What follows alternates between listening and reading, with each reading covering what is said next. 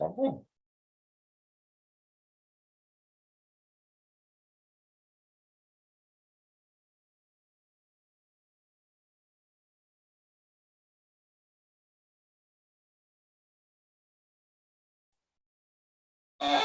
So on, can you hear me? But does the whole board hear me then?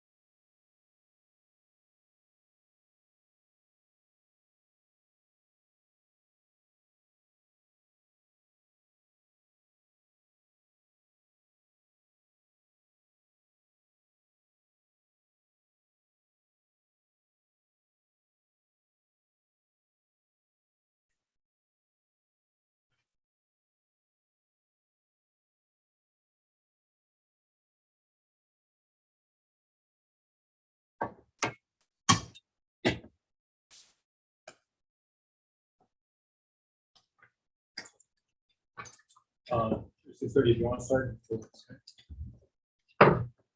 call this meeting to order. Please call the roll. Thank you, Chair. Chair Ernie Loma. I'm here. Vice Chair Bill Tallman. Here. Board Member Rogelio Manan. Here. Board Member Joe Valencia. Here. And Board Member Ralph Brown. Here. Thank you. All right, so with that, before we get into the formal agenda here, I do want to extend our condolences to you, Bill, and your family. I mean, that was a tough pill to swallow, but I extend our prayers and best wishes to you and your kids. Thank you very much. I think it's gonna be okay eventually. Yes, sir. Okay, so with that, I'm now going to follow up. Another item which is on the agenda real quick. I was asked to go in front of the full council as a member of the board to give the council members an update as to what exactly is happening with their board, what is our task, if we needed anything. So I gave them a small brief summary. I told them that the one thing I did need from them is actually for them to back us up when we have especially a unanimous decision that goes in front of them and it gets reversed unanimously. Obviously, we're volunteers. We are a very well-versed board. I happen to believe that strongly. So, it would be nice if at least they back us up on that because, it will be helpful and it will then treat us to the work that we do. So, after that, they just asked a few questions, but that was mainly the gist of it. So with that, let's move on to the approval of the meeting from May 3rd of last year. Do I have a motion? I move approval of the minutes. Do I have a second? Second. Do I have a second? Roger, all those in favor? Aye. Okay. So with that, Juan, please swear in any of the witnesses or any of the attendants that may want to speak. Thank you. Please tonight, can you please raise your right hand? You swear to tell the truth, the whole truth, and nothing but the truth, so help you God. Thank you. Okay, so with that, we move on to new business. This is case 0122. The applicant is the United Teachers Union Building Corporation. And Chris, I don't know if you could hear me, but if you could give us the highlights. Chris. I'm sorry, I can't hear you. What did you ask? I said that with that, if you could give us the highlights of the case. So that's going to be up with our legal team tonight. Okay. So Alejandro or Good afternoon, everyone. Alejandro Uribe with the City Attorney's Office. This case is an appeal of a determination of the planning director, or I should say the city planner in this case, involving a painted wall at 5553 Northwest 36th Street. The planning director has concluded that that the painting of the wall is in violation of section 9351C4 of the City of Miami Springs Code of Ordinances. That section of the code is the one that contains the color palette and the requirement that buildings, the exterior buildings, be painted in no more than 3 colors, which the 3 of those must be included or be part of the color palette. This building, the east facade, has been painted in more than 3 colors, and the colors are not those found on the color palette. So we feel, or I should say, the city's position is that obviously it's not a sign. It's not a sign, but it is painting that is simply not allowed. Obviously the applicant or the appellant will make an argument. We would certainly rebut their characterization of the painting as a mural. And unfortunately, the mural itself, even if it was a mural, even if it was characterized that way, would not be permitted in this zoning district. The zoning district, Northwest 36th Street, does not permit murals, unlike other districts where it's specifically permitted. This one was singled out, and this not singled out, but this one was deliberately left without the ability to pursue murals either as a special development incentive for public benefit or public art. And the contrast very starkly with different districts that may allow you to do that. It's simply just not allowed here. And so the city requests that you uphold the planner's decision and deny this appeal. Right, thank you for that. Chris, I don't know if you could hear me. Do we have any correspondence before we get into the hearing here from people present? Correspondence from the public? Yes. No. The only correspondence we really have is an email from the representatives of UTD requesting that they be placed on the agenda for the appeal. That is the only correspondence that we have on this. Okay. And just to make it clear for all of us here, the applicant is not necessarily contesting whether it's a mural or not. They're actually trying to have the board exercise its right to sort of make a judgment call as to whether it's allowed or not, correct? Correct. Okay, so with that, the floor is yours. State your name and address for the record. Thank you. Chair, members of the board, good evening. For the record, Javier Hernandez with S&DQ Law. Law office is at 1200 Brickell Avenue. Joined by my colleague, Alex Siegel this evening. And Carla Hernandez-Maddox is the president of UTD, said she regrets she would be here personally, but she's called Tallahassee to the close of the session. So, gentlemen, tonight we have a short presentation to be handed out to you. Hopefully, we'll go through a very quick discussion of what we think is the correct interpretation of the code. To start, UTD is the owner of the building depicted in this photograph here. The building is located within the Northwest 36th Street District at 553 Northwest 36th Street. And this image depicts the condition of the building at the time we acquired it, which was November 29th, 2018. I think we all are in agreement that the building in this color, in this condition, comports with the requirements of the color palette in section 9351 of the code. Why are we here? Well, we're here because in March last year, our client decided to improve one of the external walls with a mural. Here is an image of that particular mural.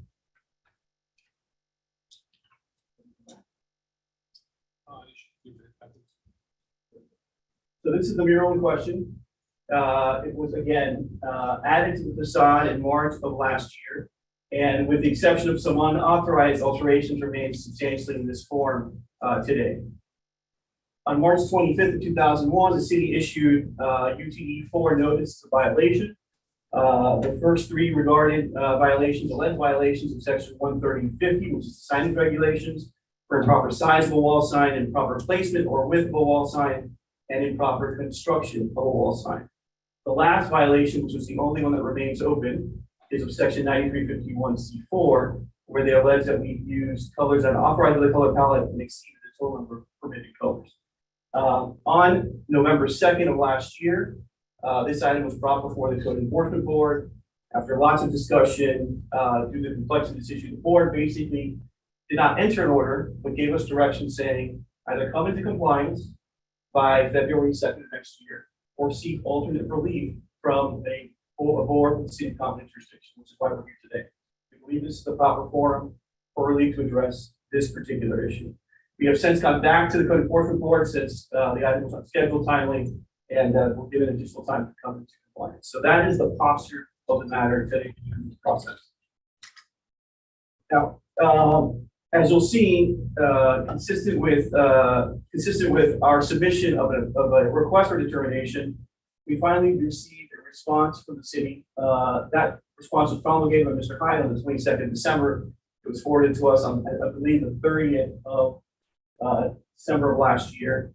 And it was a very short, I think, restating of the violation. It did not provide any rationale or support for the reasons why this property was deemed to be non-compliant. We thereafter lodged a timely appeal on January 3rd. I believe a copy of our appeal letter is in your packet this evening. If not, we can provide you copies if necessary. So, as best we can ascertain, we're trying to determine what is the city's position. And let me begin by thanking staff finally for promulgating a written explanation of what their position was, which we received last Friday at 4:30. For For the analysis that we were able to review before this hearing, it appears that the city's position consists of the following. First, that the exterior building walls must be painted utilizing no more than 3 of the approved color palette colors. Here's a quick image. I'm having issues with it. What we see here. You have there? Goes on page 4. Beautiful, great. So we'll leave it there then. So it's got to be painted consistent with the color palette color, and because there's no express authorization for murals in the code, other than the reference to murals in the gateway section, gateway district regulations, that murals are prohibited in the Northwest 36th district, right? And then this is not in the memo, but something that's certainly been stated on the record by council and others to us verbally is that we can come into compliance simply by repainting the mural, even though they're prohibited, 3 colors consistent with the color palette. So there is a bit of a contradiction in the city's position there.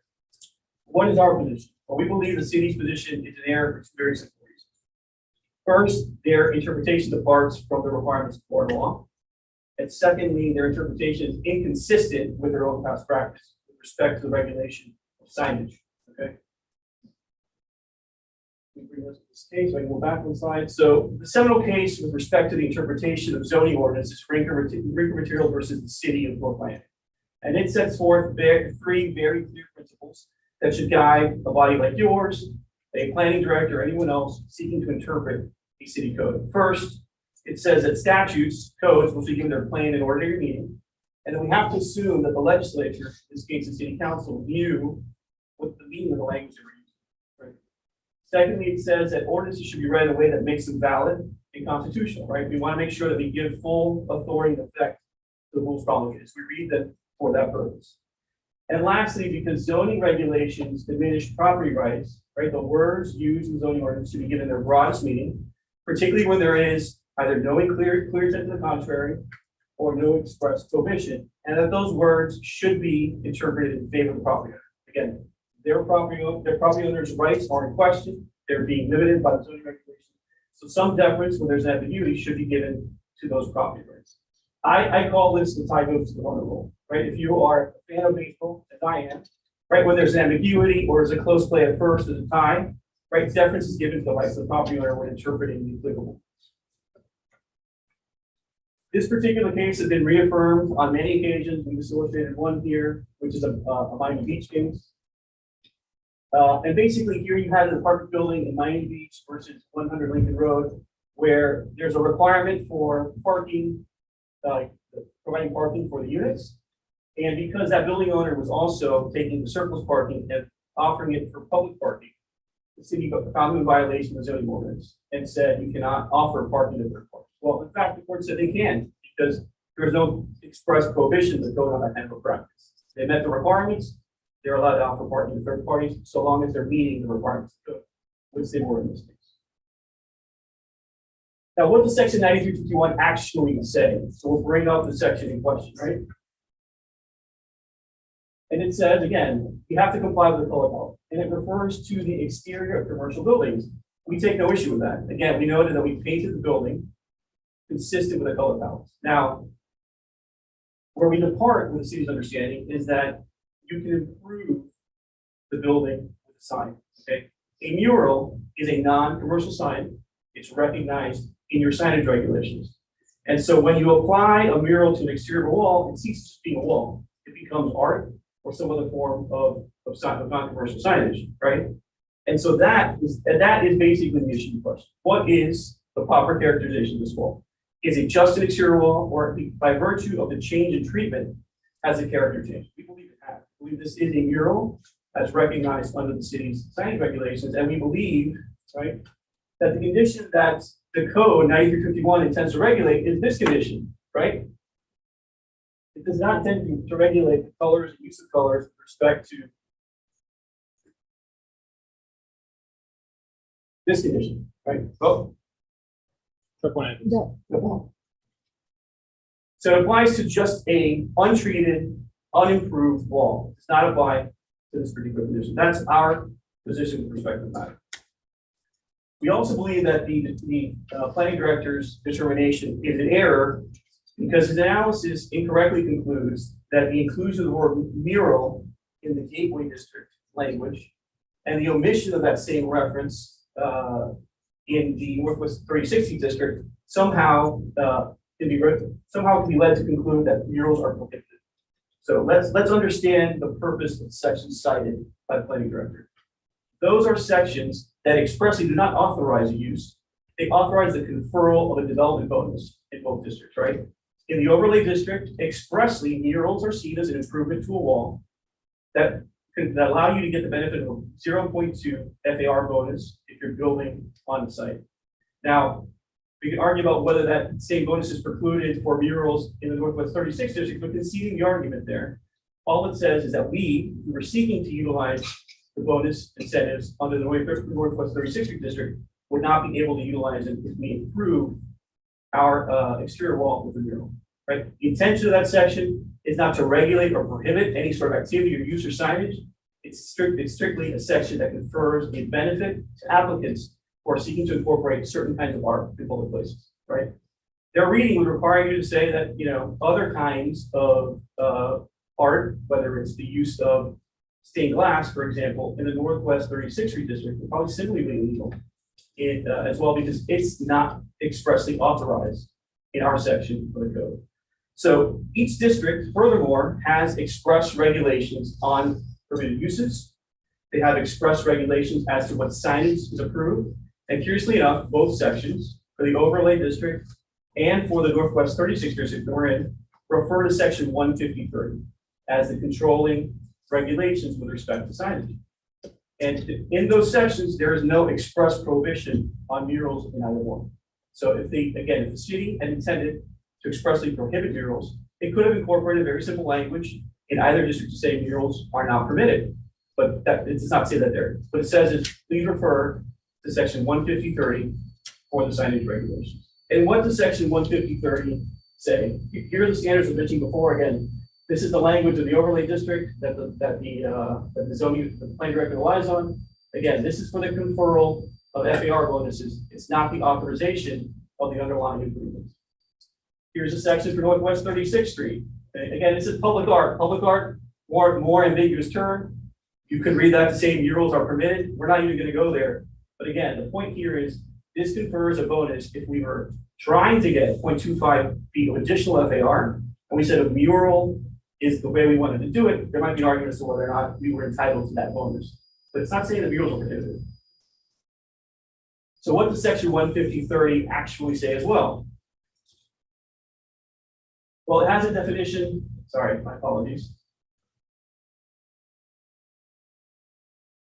It has a definition for commercial signs, right? And embedded in that definition, which we highlighted in yellow, is a discussion about wall murals or other artworks, right? And as long as there's no specific relationship born to a product, place, business, or activity in that art, right? The art can be part of the, is considered a non-commercial sign, and per the section of the code expressly exempt from the signage regulations the city's promulgated, right? Just to focus in on that a little bit more, we'll go to the next slide again. Any wall mural or other work of art shall not be considered to be a sign for purposes of the section, again, with the conditions I mentioned before, and shall not be regulated by the section. Now, if you read the signage regulations for the district in which we're in, it's regulating commercial signage, right? There are two forms of signage are permitted: wall signs and freestanding signs, right? I believe the city dismissed the first three alleged violations against us because we're clearly not a wall sign. We're not commercial in nature. We're not advertising any business product. We're not even advertising the union. There's our logo or trademark is nowhere found on that mural. Okay, so we think we are properly, and today we've not had the city take any issue with our characterization of the wall as a mural. That seems to have been conceded. Again, this is the condition we're talking about. And we think it's instructive for you all to consider some of the other past practices the city has. So again, it's inconsistent with, we think, the plain reading of the regulations. We also believe that the zoning director, the planning director's interpretation is incorrect because it departs from their past practices. And what do we mean by that?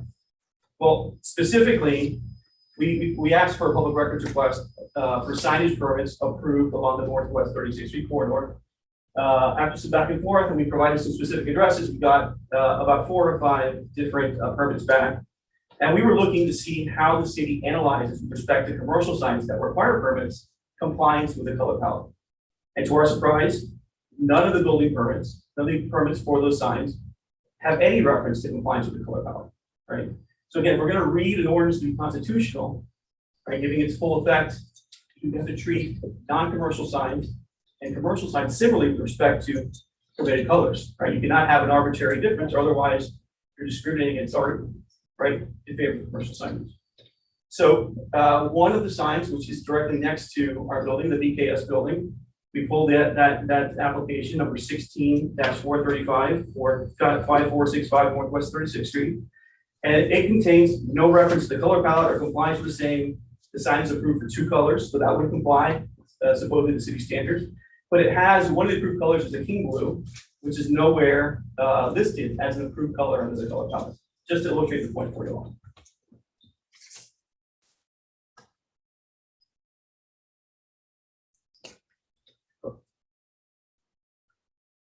The next sign that we wanted to highlight was for the Airport Cafe Liquors. It's permit number 20-1002, 4441 Northwest 36th Street. Again, this permit contains no reference to the color palette in staff's review of it.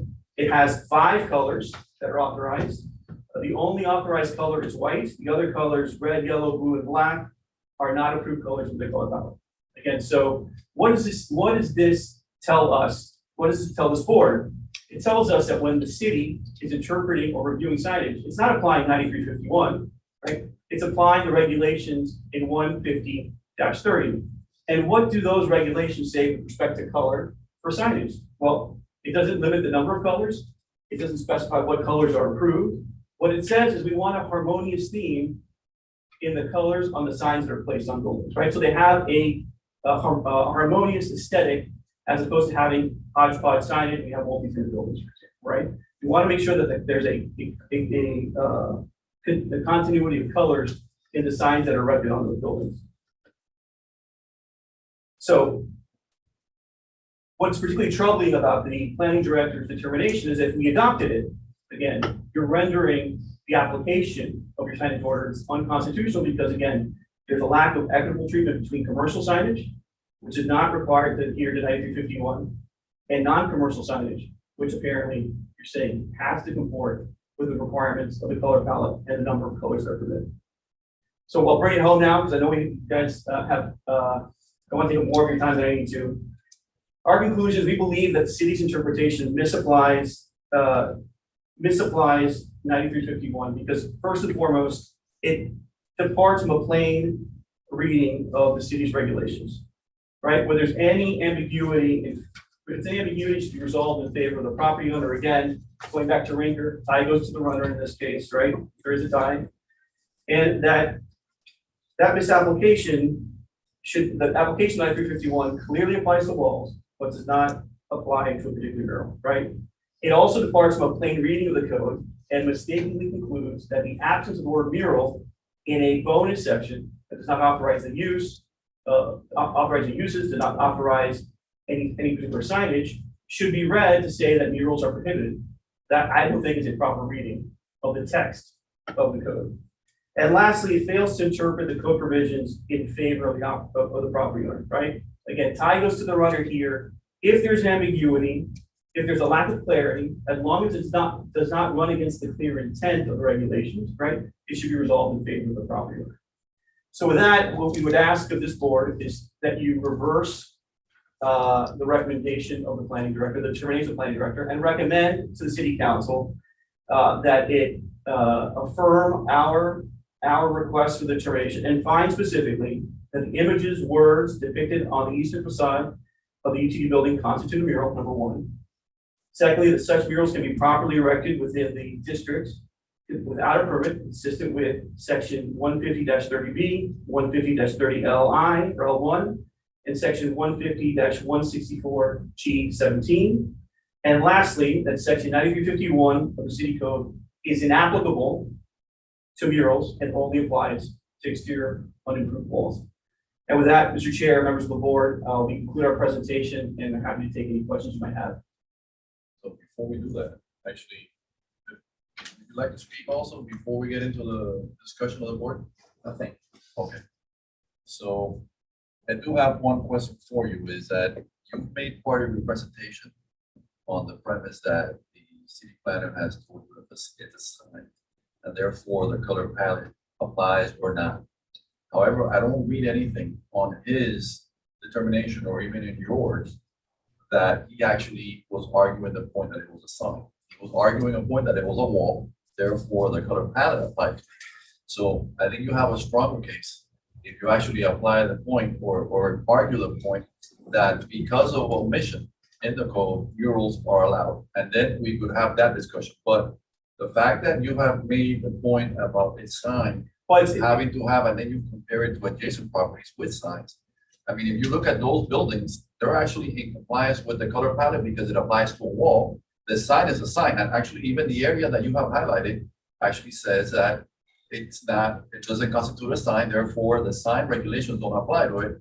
However, this is not one of those. So I think what the city planner, and Chris, I don't want to speak for you, but I think what he's trying to argue is that this isn't a sign, this is a wall, therefore if you're gonna paint the wall, use one of the 3 colors that you're allowed to from the palette.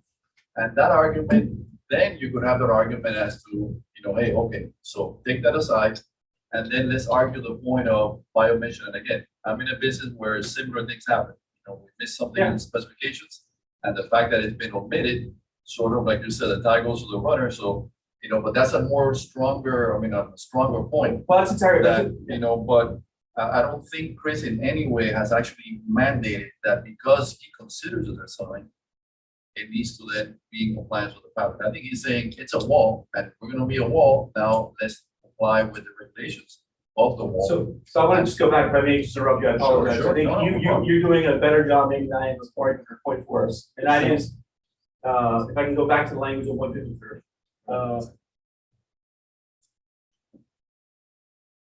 The language that you put up there is actually for a different district, you're just showing it as. I think it illustrative of the point that it's not authorizing a mural, but it still is authorizing a bonus when you provide.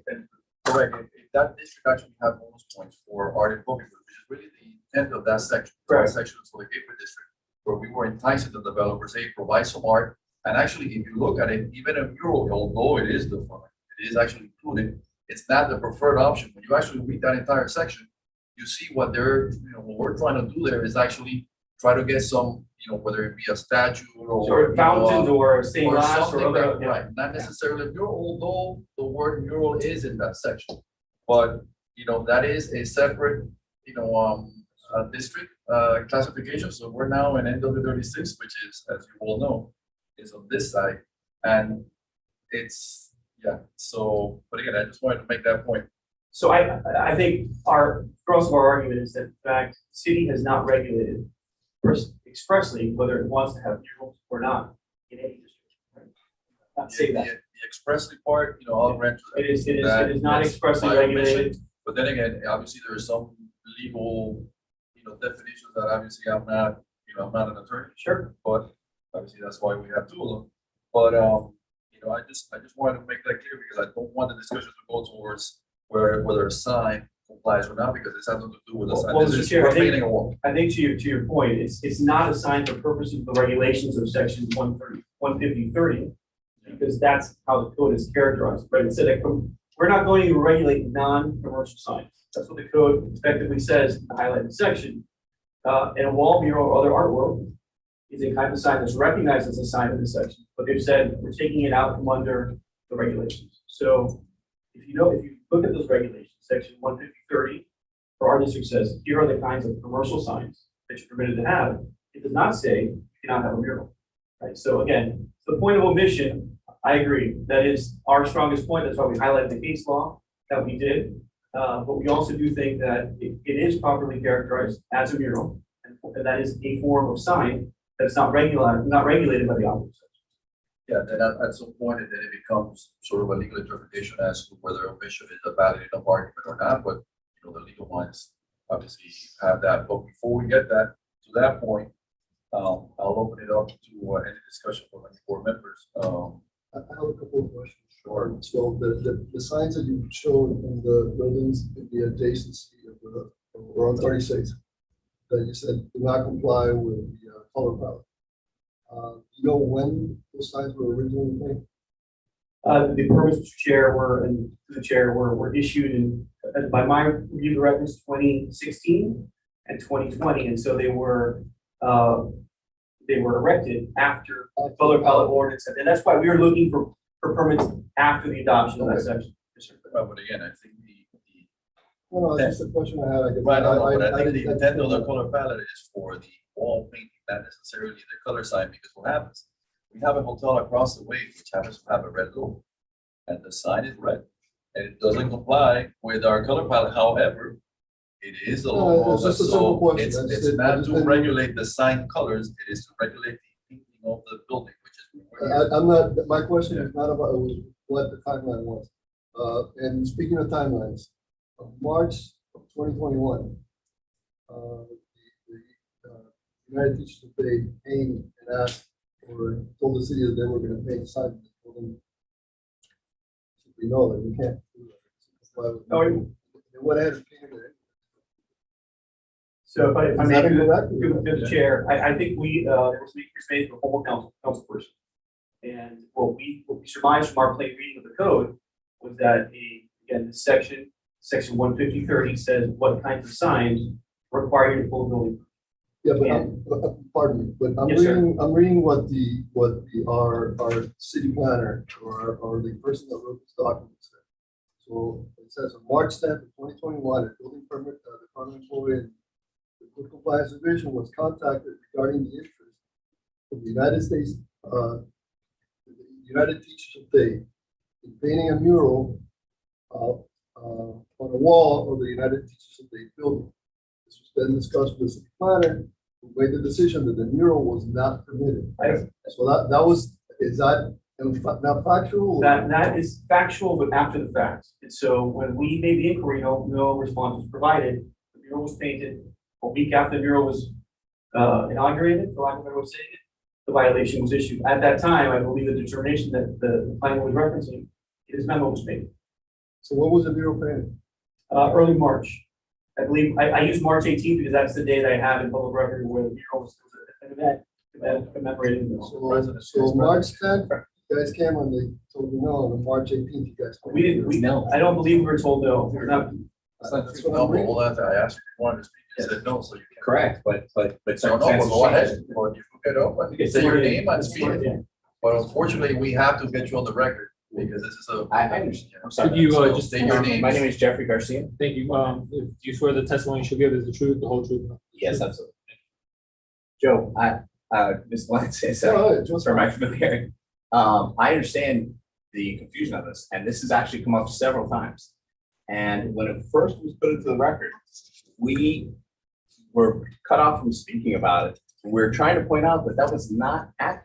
That timeline that they originally presented 4 or 5 months ago when this came up, that timeline was inaccurate. We pointed it out. We pointed it out to the city manager at the time.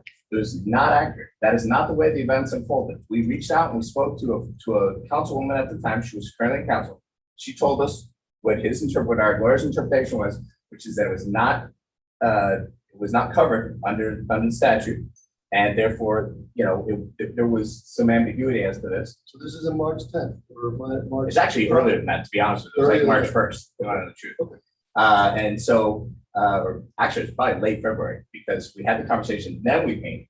And then about 10, 15 days passed and we had the unveiling of the mural. And so after all of that time, then the city manager contacted us. Okay. And then they said, they put in writing, they reached out to us and we told them not to paint it. That is not in fact how it happened. That was a revision of history. The second question that I have related to that is, and this is a question in general. If you're gonna paint a commercial building, anywhere on 36, you have to pull a permit. So if I can answer that, Mr. Chair, and also address the timeline issue, Mr. Valencia. So with respect to the timeline, I don't want this board to get the impression that we're trying to be rogue actors. I know that certainly is something you can take from the timeline. When we were advised of the issue, we engaged the city in conversation, and even went through the process of trying to submit a building permit, which I would tell you from my reading of the code, is unnecessary. Section 15030, subpart L, lists the kind of signs that require you to pull a building permit. A mural, Non-commercial sign is not one of them, right? There are other signs that are expressly require you to get a permit. With respect to painting your building within this district, if you're painting in compliance with the color palette, you also under 951 are not required to get a building permit. So the city's trying to encourage you to make the improvements consistent with the color palette. There's no permit requirement for that either. So if I can put a sign on any building, No. I can do whatever, and not pull a permit. Not a sign. And not comply with, I can put a Right big here. sign of whatever, If- and not put anything No, for not a windows, sign. not No, put not anything. a sign. for- This is for, I'm confused. this is for painting the building. See, what happens Paint with is, the palette. most of the argument has been around the sign. Right. This is an argument about painting the side of a building, not putting this is not a sign. They're not arguing it is Well, a sign. Mr. Chair, no, I am arguing it's a sign. It's a non-commercial sign that's exempt from the regulations. And it's a difference in kind. I mean, when you can have a blank wall, and 1951 regulates that condition. But this is a form of art, a wall mural is art, for the express definition of a commercial sign with an exception from the sign regulations in your code. So I understand what you're saying. And I highlighted the other permits because to highlight to you that when you're harmonizing these provisions, you want to read them so you're treating different kinds of signs equitably, right? And to say that a commercial sign is not limited by the number of colors and a non-commercial sign, right, which is art, is, to my reading of the law, would render that application of the rules unconstitutional. So you're saying that if you're gonna paint your building, if you don't have to pull a permit. to paint your building. Just if you're improving it with a wall mural or other artwork. So paint, According- art is subjective. It is not insofar as long as there's no commercial message. I think that would be a You valid paint it reading. any color you want. I think, we have, Mr. Sheriff, I may just engage in the call, but I don't want to be disrespectful to the board members. So we were advised before, apparently, that there was another mural that was erected for a tattoo parlor. That kind of became the conversation. What I've not seen that image, but what I surmised from that conversation is that violated this provision because it directly referenced, right? It was directly related to the business. It was promoting the business. This is not promoting the business, right? And that is the difference that makes this a non-regulated sign, right? Under the signage regulations versus the other example that I just mentioned. I'm still like. No, so can you I tell me- actually- Can I ask you a question for a second? Yeah, go ahead. You're referencing, I think we're getting muddled up. Sure. 93 and 50. Yes, So sir. I'm not now specifically referring to. Yeah, and it says on your highlighted place, any wall mural or other artwork which bears no specific relationship to a particular product, place, activity, person, institution, business, or service shall be considered a sign. For purposes of this section, Go back. What is the business of UTD? it is a labor union, sir. What's on that wall? Labor Union. There's a union sign on that. There's no mark, trademark, or logo that would identify UTD. There is the word union. Yes. And Mr. Crop, I would concede to you, if that was the issue, I know. we just pay over it, right? We put the word fraternity or solidarity or whatever else you might want to highlight another principle that the ordinance is trying to. But how do you get that? I understand that the issue with the palette and other buildings don't have that palette. The building in question has a multitude, and I'm not an art critic at all. Sure, somebody's art, somebody's, whatever, art is subjective. But I think that there was a specific mention made, specific circumstances made for the Gateway District and not for the 36th Street. And then 36th Street, most of these buildings over there comply with 3 colors more or less, right? But whether they're on the palette or not, I don't get. And this is a very multicolored building. I personally, I like those kind of things. But, when you look at the regulations, you're looking at something that may be referenced. I mean, it could be interpreted either way. But I think that the idea of the 3 colors is consistent with what, if I can read into what people's thought patterns were back then, that they wanted, 3 colors as a max. They didn't want to have a splashy thing that maybe could distract from the drivers. I don't know. And I would say, well, again, this is not, space is a material outline. So the distraction, in fact, you're concerned about the pipe. I'm just saying in general, you know, I mean, But you I- can do that on the front. But I would say to you, if that is your reading of those provisions, I would say the other argument is there's an omission as to whether or not they're expressly precluded or permitted. And so in that case, since we are, I don't like to use this word, but trampling on the rights of a private property owner, I think a proper reading of the sections in conformance with the law is, again, giving deference to the property owner's rights here. I would say that this board would be well served in recommending to the city council that this potential loophole, right, should be closed. If the intent is not to allow murals in Northwest 36th Street, very simply amend the code section that refers to 150 for this district and say murals shall not be allowed within this district. And the issue then is unambiguous, clear, and there's really nothing to argue about. But I think the language of the code is sufficiently ambiguous that I think our reading is a proper one and one that is supported by the law. And that's the thrust of our argument. So I go back to the question of, did you guys pull a permit to paint the wall? Again, I can refer you to 15030. No, did you pull a permit or not? It's a A simple permit's question. not required. If you Well, to comply paint a with the wall? palette. If we comply with the palette, but Mr. Madon, if you also go to 15030, sub L1, it lists the kind of signs that require a permit expressly. It says the following signs, if you go to the section, require a permit. I don't have it all. I know the section by memory, but I don't know the specific references. A mural or non-commercial signage does not require the issuance of a permit under that section. Board members, if I want to try and wrap this up and kind of reorient this toward where we feel it needs to go. It's very clear 9351 was specifically intended to apply to the Northwest 36th Street district. The intent of the city council in doing that is very clear that the exterior of these buildings was going to be regulated and that there should be no other colors on the walls. The idea of a sign, whether it's a sign with commercial or otherwise, is a completely different matter. Now, Mr. Fernandez points out that that a non-commercial sign may not be subject to the requirements of the sign code, and that we can have that debate, but that's neither here nor now. That section does not permit you to put that sign or any other, nor does it grant the permission to put any other sign in this district or another one. So Chair, that's inaccurate, if I may. It does, section 15030 for the Northwest 36th District permits commercial signage of two types. So it has an express authorizations, and then it has the express inclusion, the definition of a commercial sign that references art or a wall mural. So I think that statement is inaccurate. I just want to clarify. So if I could, with respect to the mural,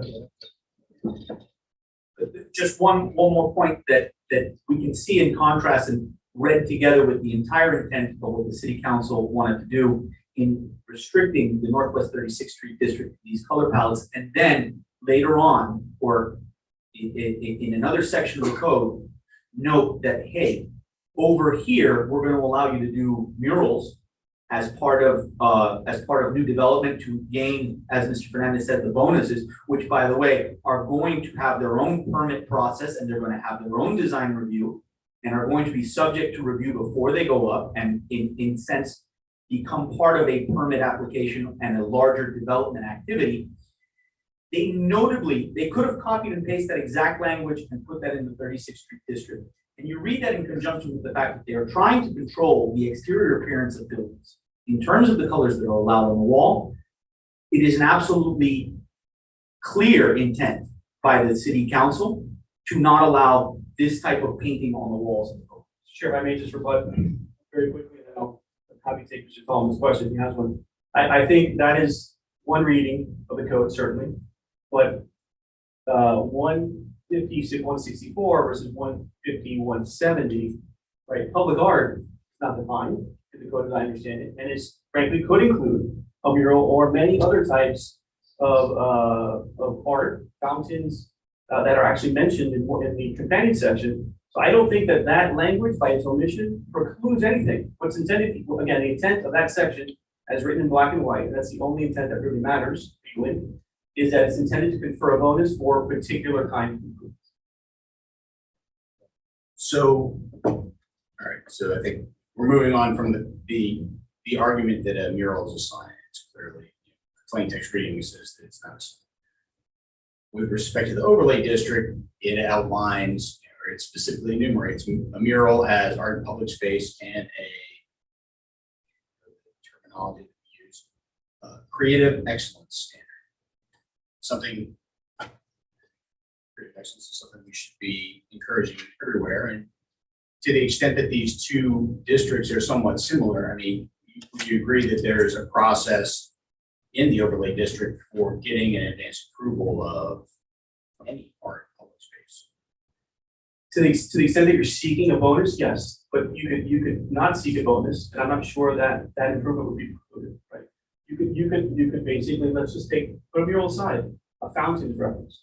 You know, I might want to construct a fountain as part of the improvements. I may not seek the bonus for it, but certainly if I'm seeking the bonus for that improvement, yes, there is a review process. There would also be a building permit process. But for the broader improvement, not for just, not just for, again, go back to signage, not for signage. Right. Stuart, can I ask a question? If in the Gateway District where murals are allowed, is there anything that exempts murals in the Gateway District from having to comply with the color palette? The color palette doesn't apply in the Gateway District. The color palette is specific to the Northwest 36th Street District. I think, well, that answers the question for me that, they don't have to comply with colors in the Gateway District, and that tells us they're allowed to have a mural with any color they want. In this district, I would say you are allowed to have a mural, but it just has to have it's limited to 3 colors. Which is what I wanted to ask Chris, and not to interrupt you, Roger. Chris, can you listen to me? Can you hear me? Yeah, and then what I wanted to say. Okay, I haven't asked my question. Hold on a second. So if that mural would have been painted with 3 colors only, or 2, or even 1, and that 1 color would have been in compliance with the color palette, is your argument then that the mural will be okay? I would say yes, if it was limited to no more than 3 colors that are in the color palette, then yes.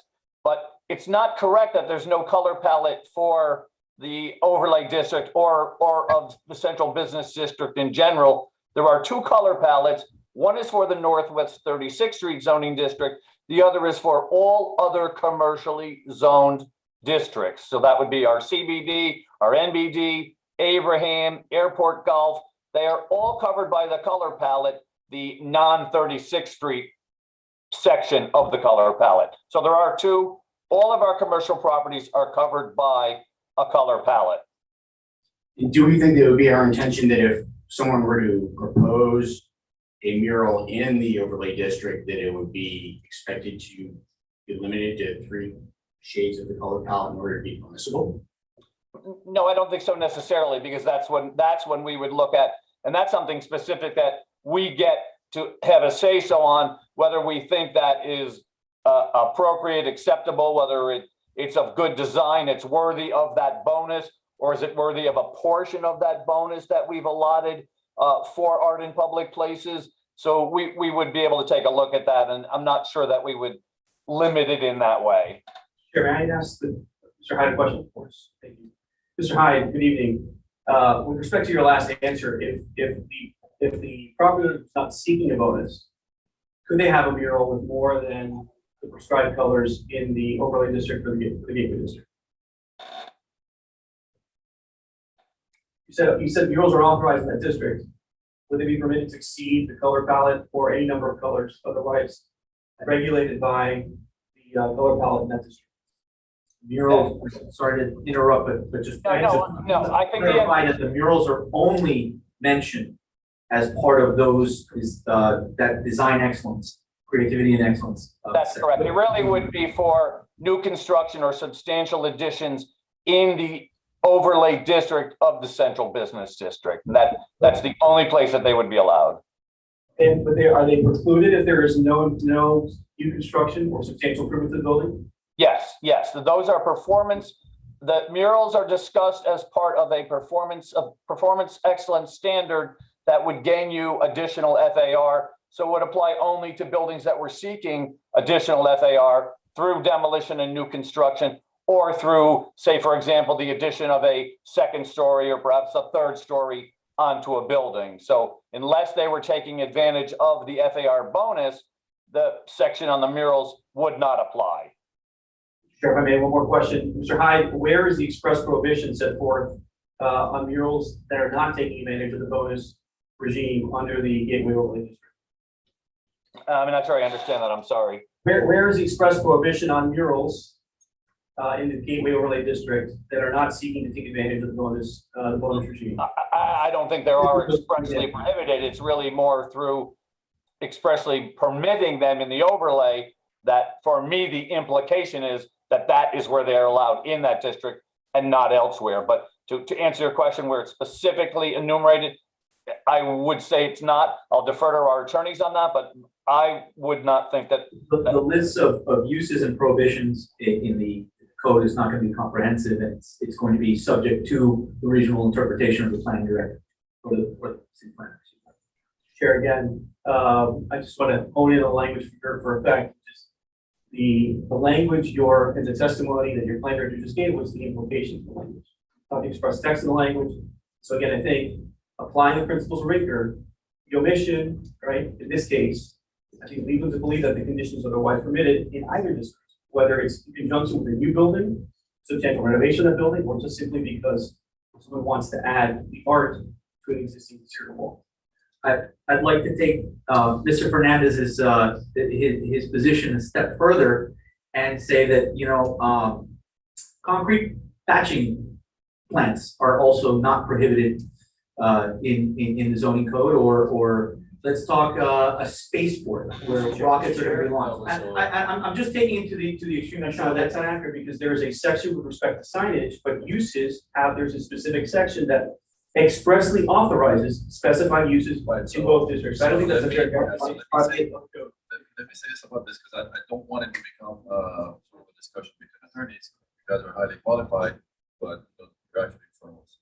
So my point is that it is, it may be omitted in the in this section, but however, being similar industry where omissions are misinterpreted or interpreted in a certain way, the intent of the person who wrote, in this case, the code, or the person who wrote the spec section, whatever, is indeed, very valuable, because, it may have been omitted, verbatim, but however, it doesn't say that, no, that's not the intent. So you have to look at it in the context of it. So, again, I think, you have, your arguments. Obviously, the city has this position, it's up to us, which is really the intent of you being here. Right. It's for us to, exercise our rights to sort of, get away from what the prescribed, which is what a code is, a prescribed, document, requirements, so that we could then go ahead and make a decision.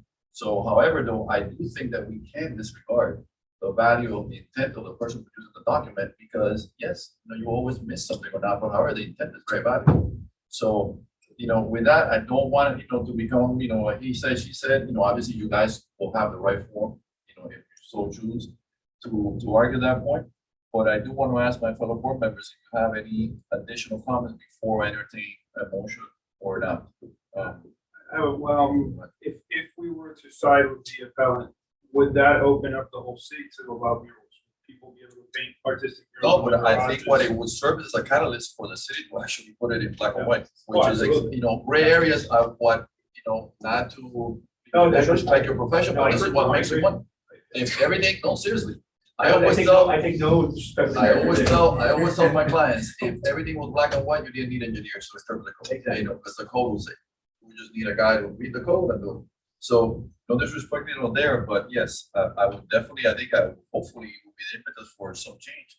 And if that is the intent of the city, which I'm not even sure that is the intent of the city, for that area of our the NW36 district, is that we should put it in black and white. And you know what? That's what it is.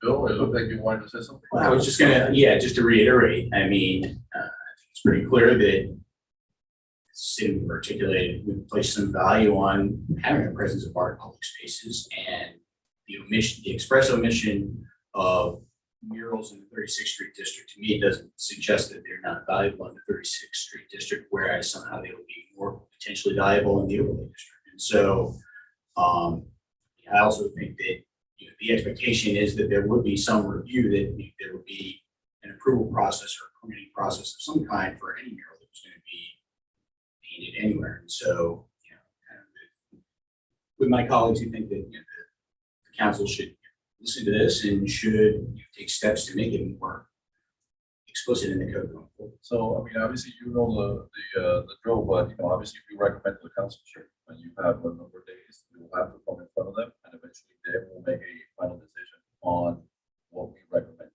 So I'm telling you that before, not after we make a motion. So, Ralph, do you have anything else, or, Well, I'm still kind of in that gray area of whether it's a sign or a mural, or it's actually a wall that's being painted there in a specific way. That said, I agree entirely. You also, you know, we have to, somebody has to say something, because you just can't forget about it, because it's here on face right now. And it isn't fair not to have it addressed. But if I want to take it as a wall, I'll look at it one way. If I take it as that's a mural, I can take it another way. So it's got to be. That's my whole. so, go ahead. If I could, please. Sure. This would down to your interesting side note to your question about would it open it up. The city created a business and development task force recently, and I happen to attend those meetings as well. And one of the things that has recently come up for discussion is to deal with the blight that is on 36 and to expand the district from Gateway over to 36. Now, it's a slow moving process, but it is opening up conversation organically, not germane to us, has opened up about actually expanding that, and would add more clarity to some of these things. But it is actually something that's currently being discussed. I think murals should be allowed on 36th Street. I think personally, I think your mural looks great, but the code, in my opinion, just doesn't authorize it at this time. And I would even have to make a motion on this item. I would support us making a recommendation to the council that they look at creating a process for authorizing artistic murals, because I think a lot of the buildings in the corridor would benefit from them. There's a lot of buildings there that are not attractive and could be spruced up with a mural. Exactly, yeah, this would be a second motion. Would it be? Right. Mr. Chair, I think I've said my piece. I just wanted to close by saying thank you to all of you for your time, for the conversation. Appreciate your service this evening, and we look forward to your decision. Okay, so with that, if you can make a motion, so let's try to be specific as to you know, what exactly we are agreeing to or not, so that then we could get a second hopefully on it. So with that, I open the floor to whoever has a motion.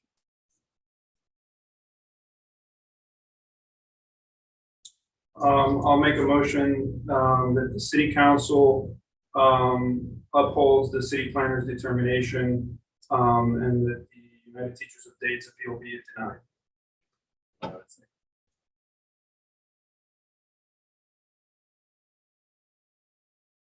So, Mr. City Attorney, what happens when we don't have a second, as there is no other motion? The motion stands. Right, but the motion, like. there Discussion was- continues into another motion.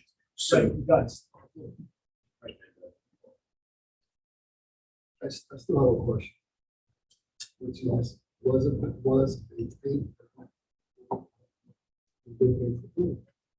It was submitted after. But before they made it, is anybody submitted? No, I don't, there's no permit no, on file. so if the color of the building, not for the mural, call it whatever you want, you know, but the color of the building is white, and it's within the palette, they don't need a permit for painting the building. Yeah. Yes, if your question is, did somebody submit a permit for the mural at hand? Which I understand, so you same thing as Fort Davis, gonna paint your house, it goes into your house.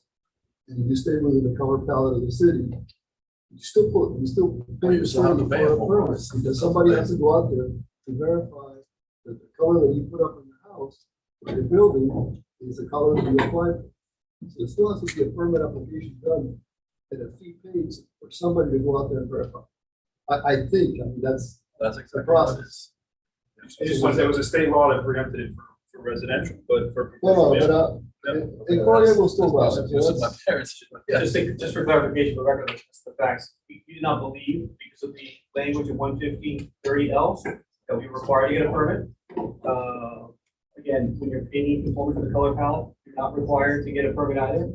And when we revise the violations, we want to be good neighbors, we want to comply with the law, we attempted to get the condition permitted, and we're told we're not able to do that. So those are just the facts for your benefit. If you weigh the. So and forgive me, there is no process in this city for somebody from the zoning department, when a building is painted, to go verify that the color was done according to the code. The code simply says that no building permit shall be required for the painting of any commercial building in order to conform with the city's color palette. That's the only thing it says.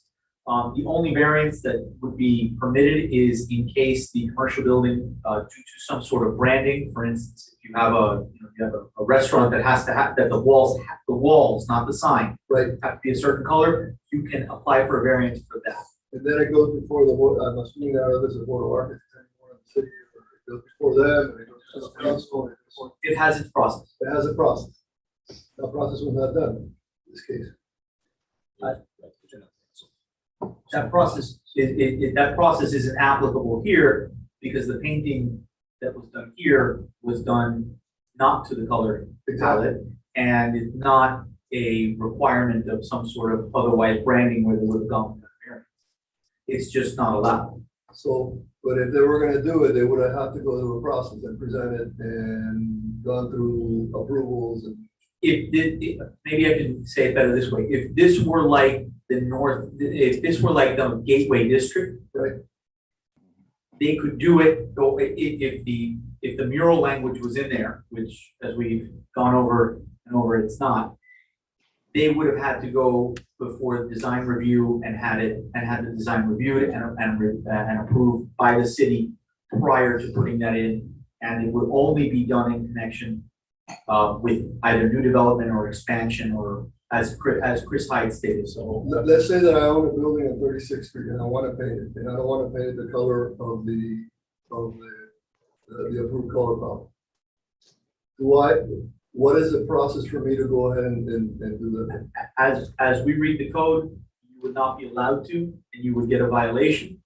You would have to lobby your representatives at the city council to change the code. No, but you could come in front of us as a variance, request a variance. Or if there's other variance procedures, unfortunately, right in front of me, I only have the color palette language here, but Yeah, so it's like any other provision of the code, if obviously you can't go ahead and do it, you have to first ask, go through the variance process, and then obviously you wait 10 days, the council, but yes, the fact is that you want to paint it red. And it's Right. not in the ballot, you come in front of, you apply for a variance, you pay your fees, do a survey, whatever, and go through the process. But my point is that it seems a little, I'm trying to stay here as with as much common sense as possible. If they would have painted the mural with just any three of the approved colors. Well, I'm not even, Then I'm the not even whole, questioning that. no, I know what you're saying as far as, they did something that really they didn't apply for. They should have gone through the process. And then this meeting would have been different. This meeting would have been had before the painting mural. But I'm sure they had their reason as to why. And, that's from here to there, but I just think it seems odd that we are arguing something that if it has a fourth of it, as opposed to whether the validity, if it's no mural, it's no mural. And if it's a mural, then, it's, and I honestly think, obviously I didn't write the code, nor was I involved in the discussions to writing this section, is that the color palette and the exterior of the building was what the intent was for adhering to that, to that color palette. It wasn't necessarily, if the sign or not, but, I'm not gonna get into the weeds of that one. But, I think what we need to do is, I think my question was not so much as if the motion died on the floor, is what happens if there isn't a second motion? He's got a request I don't want to stay here until 11 o'clock until somebody comes up with a second motion that actually passes. What happens then? So if there isn't a second motion, he's got a request in front of us. What happens to his request? Does it die and then he has to go, or is it negation by omission? No, your decision has to be taken by Right, that's exactly right, yeah. Then, it would go to the council for action, correct? I mean, whatever we decide to go to the council, correct? Whatever, I'm sorry, I missed that. whatever action this board takes tonight is gonna go to the council for. as a recommendation. Exactly, But so wait, whatever what- action is taken. So there's gotta be an action taken. Right. It's gonna be, it's gonna go as a recommendation to council. Someone said earlier. Right, so right now, we have a motion that died on the floor, so that we have to wait for a second. Well, and so I'm gonna ask for some help to craft this, but essentially to stay the determination so that the council has an opportunity to opine on this. I feel as though the council's intent all along was to do two things. One was to make it possible for murals to be painted, and then also for there to be a pre-approval process. Now, there's a loophole if I choose not to pursue the floor area ratio. I don't think that anyone can see that a developer would pass up the opportunity to get a floor area ratio bonus, but that's probably something that needs to be clarified as well in the code for going forward. But so that you would not have something that's completely out of place, with the general ambiance of the neighborhood where it's going, but that it could be permissible. So let me ask you something. So, have you reached out to the artist about the possibility of not repainting it, but modifying it so that it has only 3 colors? Yeah. Obviously, I understand one color is really important. That one will stay, I would imagine, but the sweater and, the books and, the paint dripping over the edge. We have inquired, we don't think it's feasible, frankly, just given the aesthetic. One thing I wanted to suggest, I know the hour is getting later, the board is kind of between possible motions. If it's this board's, if the board's concerned about the implications of the determination today beyond this one mural, I certainly understand that. It has not been our desire to bring forward a variance application, but if that's something the board would like us to entertain, certainly happy to ask for this particular request to be continued. And we'll come back to the process, so the implication of the decision do not go beyond this existing problem. If that is a concern the board is wrestling with, I just want to put that on the record. My client is authorized me to offer that as a possible. No, I mean, I've always, since I've been the chair and I've been involved, I've always made it a point that, precedent setting doesn't come, it's, we try to look at every case on its own merits.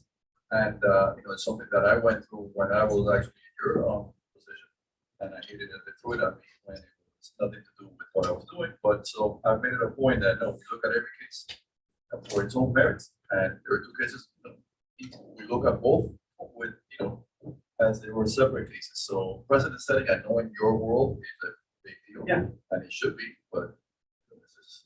Yeah, a we different just scenario, talked about it, so- Mr. Chair, because our goal is to come into compliance. We do not want to be at Well, I the mean, city. I did give you, the way out, the exit ramp, which is, obviously art is, I know artists are very touchy with their creations, but, that is one way. I mean, obviously. It's something we've discussed with the city, something we discussed with the artists, and I think at this point, it's just not feasible. Correct. The admin parties actually discussed this, if I remember correctly, this was actually around the time the code enforcement hearing was taking place. So that was something that was contemplated. And thereafter, all things. And thereafter, that was something, a possibility as, let's call it a potential middle ground as a settlement. It was contemplated well in advance of this year, but it just was not feasible. So we knew that it was going to happen before this board. Prepare for a determination. But we have been working well together to see how we resolve. Now, interestingly, there is a little bit of a nuance. The code enforcement board, I don't want to confuse the issue. The code enforcement board was very much more narrower in scope. It's only dealt, did not deal with murals or signs, it only dealt with the color palette violation. What's before this board is a little bit, it's much more broad, actually. We're talking about an entire interpretation that the city planner has taken. And it deals with murals and signs and the color palette. I don't think that murals should be limited to 3 colors. So, I mean, if that's what 9351C4 says that only 3 colors can be on a building ever, then I agree with you, but I think there should be an approval process prior to the mural being painted, and There's gotta be. And Mr. Chair, again, just want to say, we have no issue with coming through the process. They're just, to our plain reading of the code, this wasn't required. So, we try to confirm in advance. No response. That's my I knowledge. disagree. By plain reading of the code, you guys didn't follow the color palette that was approved, and you painted a building a different color, and you didn't ask for permission. I think it needs to again on your reading, but I respect. It's paint on a wall. You guys painted a wall. Whether you do with graffiti, whether you do it with paint spray, whether you do it with, it's still paint on a wall that varies from the allowed color that you're allowed to have. We've made arguments. I don't want to. I appreciate your. That's my reading. And So our narrow question here is whether or not is that in violation of that provision or not. That's the narrow issue on which your vote should focus. And your motion should focus. I have another one. Right, but, he said no. And he's the city attorney, he can tell you what to do, he can advise you as to what to do, then you can still I do did whatever not say you want. no. I mean, he's here to advise us as to what is legally, within the bounds of, of our work, but he can't tell us something like that. I think in this case, we have 2 options, It's either affirm the planner's decision or not. We don't have anything else that we want to do is Right. do a second motion, which I would like to make a second motion after this. A recommendation to the council that they do create a process for allowing murals. And it should be with disregard to whether it's a credit, it's just a mural period, because you feel like creating art, in which the city probably needs a little bit more, so, but, yeah. So, and I think, if I understand correctly, we affirm the city planner's decision. It's going to still go to the city council. The city council is still going to have an opportunity to either affirm or That's correct. disregard our recommendation, and they That's also correct. have the latitude to be able to, I'm thinking in terms of if there's some adjudication to be had about the art as it exists currently, it would be a shame for it to have to be destroyed and then possibly approved and then recreated afterwards. Also, having said that, if you want to make your motion Yes. Do I just restate it as it is, or? You can restate it as, Well, it couldn't be as it is because it failed, so it would have to be changed. Like your motion was to. the motion reading. They can reconsider. Yeah. Motion to reconsider my motion? second. I'm sorry, can you clarify your original motion then? The motion was to recommend that the city council uphold the city planner's determination and that the application by the event date be denied. Yeah, let me get some clarification, we'll say. As in the staff report. They actually applied to anything, what application are we denying? The application, well, okay. This is it's not sort of. the application for variance. It's No, typically. no, correct, so they have been sort of, cited for a violation to the code. And they're here to see what exactly is the motion, because we're not validating any variance, we're not, all we're saying is You are, the code violation that was issued to the citation is valid or not. In this case, we're interpreting that we're upholding the city we're planner's mixing decision. issues. The function of the code, whether or not a violation exists, is separate and apart from the rules. He's here today. He's perfectly capable of reiterating why he's here today. To speed it up, he's here today because he's taking the interpretation of the plan, city plan. They agree with UTD's interpretation of the code. Your disagreement with the city planner's interpretation. Right, so the motion should be to agree or disagree with the city planner. Exactly, either to That should be uphold the the mo- city planner's determination or not, Exactly. based on his UTD's presentation. Either way, it's a recommendation. No, we know that part, the whole process, So yeah. that's what it is. It's not here to make a determination of whether or not they're a violation. That's not what. No, it was just, I wanted to clarify, since there is a violation, is that if the motion is to uphold the violation, because typically we're actually voting on either denying or approving something. But in this case, all we're doing is, either affirming or not the judgment of or the decision of the city. Yes, that's what, okay. Yes. So what's your motion again To uphold the city planner's determination and deny their appeal. That was the motion, we need a second. Okay, do I have a second? I second. Okay. And again, I just want to be clear that, unfortunately, because a mural is not a sign, we're not exempt from 9351C4. And I also think that we need to expand and clarify the code significantly so that future applications for art and public spaces, which we need more of, can be considered and approved and put into place. All the vote in the Is this the motion to reconsider right now, or is this the? No, it's just. This is your motion to uphold the denial. Okay. Uphold the city planner's position. So we'll do a roll call. Vice Chair Tolman, Yes. Board Member Valencia. Board Member Madan, Yes. Board Member Crop. Yes. And Chair Alomo. No.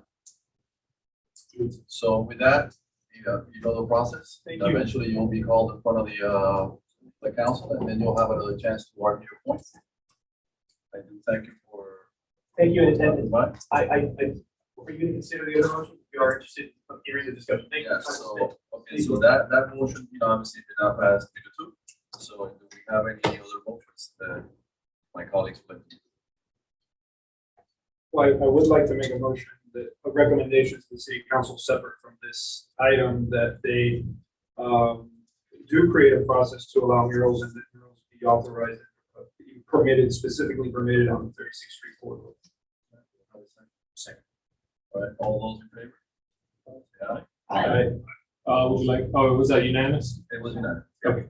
So with that, I don't think we have any more items on the agenda. I do want to thank everyone who attended. I want to thank our city attorneys and our clerk for the work that you guys do. And with that, this meeting is adjourned. So, we had a motion to